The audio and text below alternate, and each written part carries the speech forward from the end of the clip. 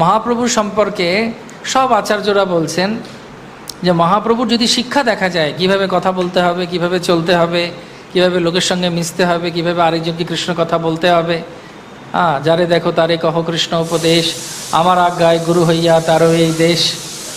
তো অত কিছু বিচার করতে গেলে মহাপ্রভু অনেক কিছু শিখিয়েছেন, কিন্তু সব শিক্ষাকে যদি একত্রিতভূত করা হয়, একসঙ্গে করা হয়, তাহলে তিনটে শিক্ষা মহাপ্রভু আমাদেরকে দিয়েছেন, আমাদেরকে বলছেন করার জন্য।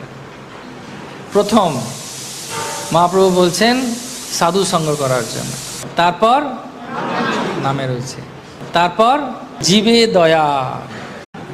তো মহাপ্রভুর সম্পর্কে সব আচার্যরা বলছেন যে মহাপ্রভুর যদি শিক্ষা দেখা যায় কিভাবে কথা বলতে হবে, কিভাবে চলতে হবে, কিভাবে লোকের সঙ্গে মিশতে হবে, কিভাবে আরেকজনকে কৃষ্ণ কথা বলতে হবে, যারে দেখো তারে কহ কৃষ্ণ উপদেশ, আমার আজ্ঞায় গুরু হইয়া তারও এই দেশ।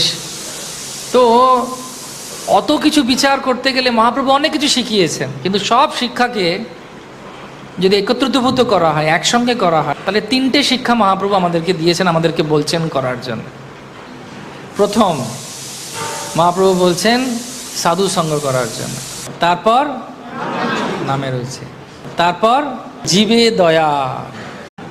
তো মহাপ্রভুর সম্পর্কে সব আচার্যরা বলছেন যে মহাপ্রভুর যদি শিক্ষা দেখা যায় কিভাবে কথা বলতে হবে, কিভাবে চলতে হবে, কিভাবে লোকের সঙ্গে মিশতে হবে, কিভাবে আরেকজনকে কৃষ্ণ কথা বলতে হবে, যারে দেখো তারে কহ কৃষ্ণ উপদেশ, আমার আজ্ঞায় গুরু হইয়া তারও এই দেশ।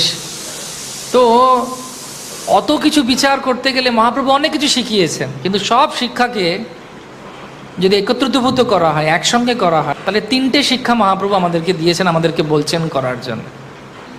প্রথম, মহাপ্রভু বলছেন সাধু সঙ্গ করার জন্য। তারপর নামে রয়েছে, তারপর জীবে দয়া।